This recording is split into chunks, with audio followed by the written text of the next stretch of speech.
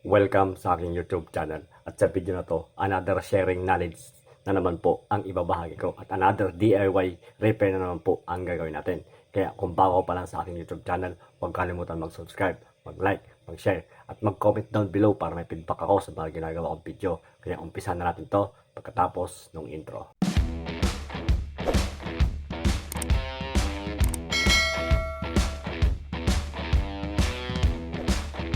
Mayroon akong i-DIY repair dito na motor ng electric fan. Bali, motor na lang talaga to. Ito yung binigay sa atin ng may-ari. Motor na lang. Wala na yung gearbox, wala na yung kahit anong parts ng electric fan. Kaya, pupukpukin ko lang muna dyan sa may mga tornilyo niyan para lumuwag. Para mas madali natin tanggalin yung mga tornilyo. Minsan kasi mahigpit yan. Kaya, pupukin mo lang kung gusto mong lumuwag ng konti para gumalaw lang siya. Tapos tanggalin mo na yung mga pinaka-tornilyo niya. Tapos gamit ka lang ng magnet para paglalagyan nung mga tornilyo tatanggalin mo dyan para yung mga tornilyo is hindi pa kalat-kalat. Pagkatapos mo itong tanggalin yung mga tornilyo niya is dahan-dahanin mo na siyang tanggalin. Bali, ang pinakasira pala nung motor na to is shafting at bushing. Yun po yung papalitan natin.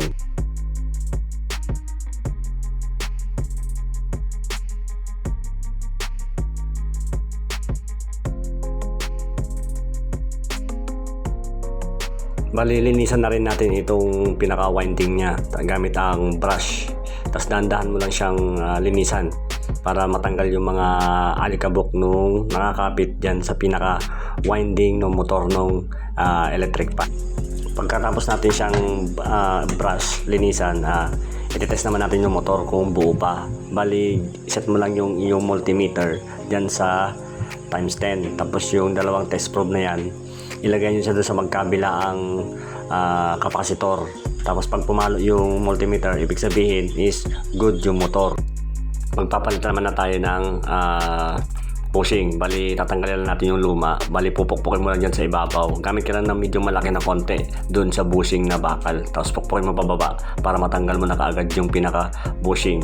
Tapos gamit ka ng pliers or flat screw para matanggal naman yung pinaka crown, yung pinaka lock ng bushing. Ito naman ang paraan mo para ibalik naman yung pinaka-crown nung lock ng bushing.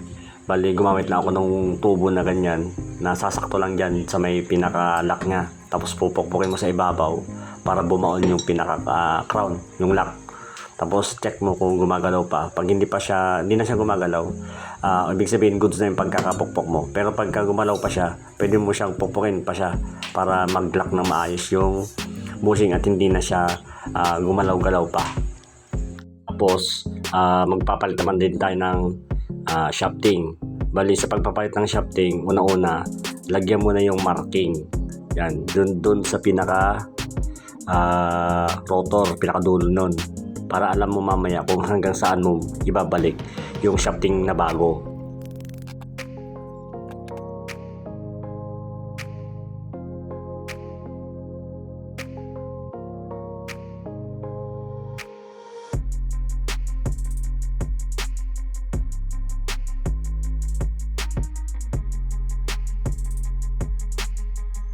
Pero bago natin ibalik yung motor at saka yung shafting, lalagyan muna natin ng langis yung pinaka-foam dyan sa may pinaka-housing niya. May foam yan sa loob, kaya lagyan na yung langis yan.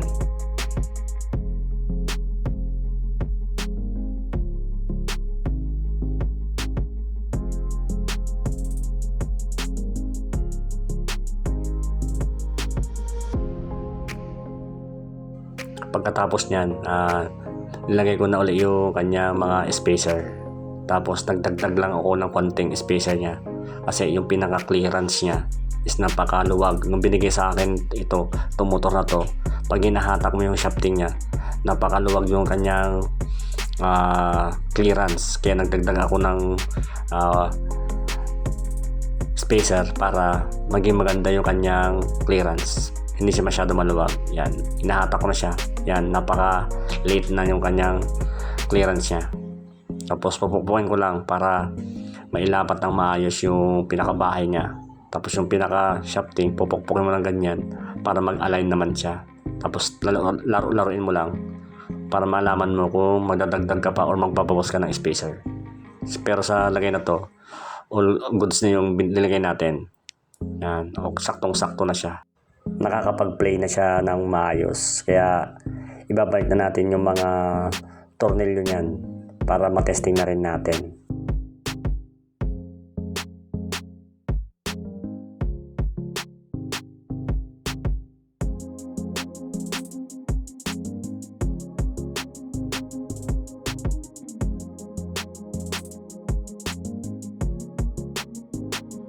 Pag naibalik na natin yung pinaka-tornilyo niya, pukpukin ulit natin yung shafting para mag-align siya.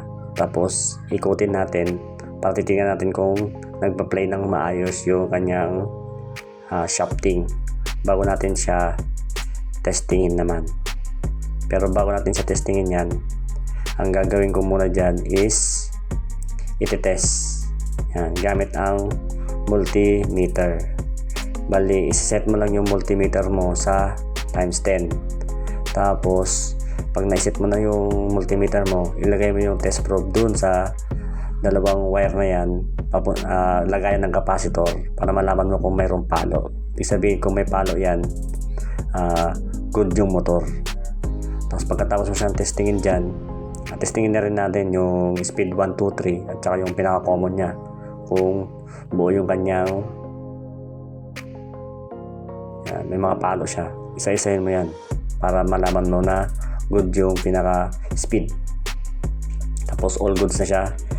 Kukunin ko naman na yung aking pang-testing para ma-testing natin at papaikot natin na yung ating ginawang motor ng electric fan. Meron na kasi akong ginawang pang-testing dyan. Bali, ilalagay mo na lang siya. Bali, ito na yun, oh. Yan, nakalagay na siya. Bali, winiring ko na siya.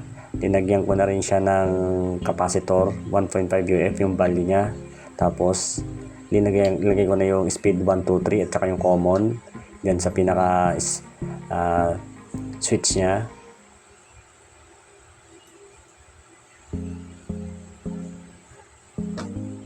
Tapos iti-testing natin siya dun sa aking extension cord na may indicator light. Yan. Pag may ilaw, ibig sabihin may power. Tapos isasasak na natin yung plug.